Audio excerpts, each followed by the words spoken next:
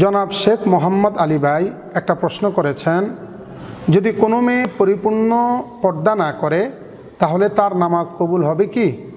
জবাবে আমরা বলবো, ইসলামে নামাজ একটি স্বতন্ত্র ফরজ ইবাদত, অনুরূপ পর্দা বিধান এটিও স্বতন্ত্র একটি ফরজ ইবাদত। নামাজের কথা কোরআনুল কারীমে প্রায় 50-এর বেশি আলোচনা করা হয়েছে। বিশেষ করে নামাজ ফরজ হওয়ার ব্যাপারে কোরআনুল কারীমে প্রায় 8টিরও বেশি আয়াতে কারিমা নাজিল হয়েছে। সূরা বাকারার 43 নং আয়াতে কারিমার মধ্যে আল্লাহ পাক রব্বুল ইজ্জত বলছেন, ওয়া আকিমুস সালাতা ওয়া আতুজ যাকাতা ওয়ারকাউ মা'আর রাকিঈন। ইমানদারেরা তোমরা সালাত কায়েম করো, যাকাত দাও এবং রুকুকারীদের সাথে রুকু করো। অনুরূপ পর্দা ফরজ হওয়ার ব্যাপারেও আল্লাহ পাক রব্বুল ইজ্জত একাধিক আয়াতে কারিমা নাজিল করেছেন। বিশেষ করে 4টি আয়াতে কারিমা নাজিল করা হয়েছে পর্দা ফরজ হওয়ার ব্যাপারে।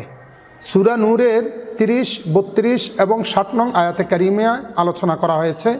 সূরা আহজাবের 32, 33 এবং 53 নং আয়াতে কারিমায় আলোচনা করা হয়েছে। সূরা আহজাবের 59 নং আয়াতে কারিমার মধ্যে আল্লাহ পাক রব্বুল ইজ্জত পর্দা ফরজ হওয়ার ব্যাপারে আলোচনা করতে গিয়ে বলেন, ইয়া আইয়ুহান নাবিয়্যু কুল লিআজওয়াজিকা ওয়া বানাতিকা ওয়া নিসাইল মুমিনিনা ইউদনিনা আলাইহিন্না মিন জালাবিবিহিন। অর্থাৎ হে নবী, আপনি আপনার মেয়েদেরকে, স্ত্রীদেরকে এবং মুমিনদের স্ত্রীদেরকে বলে দিন তারা যেন তাদের মাথার উপর দিয়ে একটি হিজাব অথবা জিলবাব ঢেলে দেয়। এই আয়াতে কারিমা থেকে পর্দা স্বতন্ত্র একটি ফরজ ইবাদত প্রমাণিত হয়। অতএব ফরজ ইবাদতের যেটি আপনি পালন করবেন সেটির জিম্মাদারি আপনার থেকে আদায় হয়ে যাবে এবং সেটার জন্য সওয়াব প্রাপ্ত হবেন।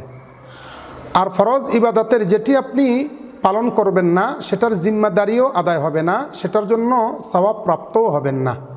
তাই আপনি যদি নামাজ আদায় করে থাকেন তাহলে অবশ্যই নামাজের জিম্মাদারি আপনার থেকে আদায় হবে এবং সওয়াব প্রাপ্তও হবেন। কিন্তু নামাজ আদায় না করার কারণে অবশ্যই আপনাকে কবিরা গুনাহগার হতে হবে। অনুরূপ পর্দা যদি আপনি পালন করেন তাহলে অবশ্যই পর্দার জিম্মাদারি আপনার থেকে আদায় হবে, সেটার জন্য সওয়াব প্রাপ্তও হবেন। কিন্তু পর্দা পালন না করার কারণে অবশ্যই আপনাকে কবিরা গুনাহগার হিসাবে গণ্য হতে হবে। এক্ষেত্রে জেনে রাখা আবশ্যক, বান্দা জাহান্নামে যাওয়ার জন্য একটি কবিরা গুনাহই যথেষ্ট। অতএব আমাদেরকে অবশ্যই পর্দা করার প্রতি উৎসাহিত হওয়া জরুরি। কেননা হজরতে উম্মে সালামা রাদিয়াল্লাহু তাআলা আনহা থেকে একটি হাদিস বর্ণিত হয়েছে।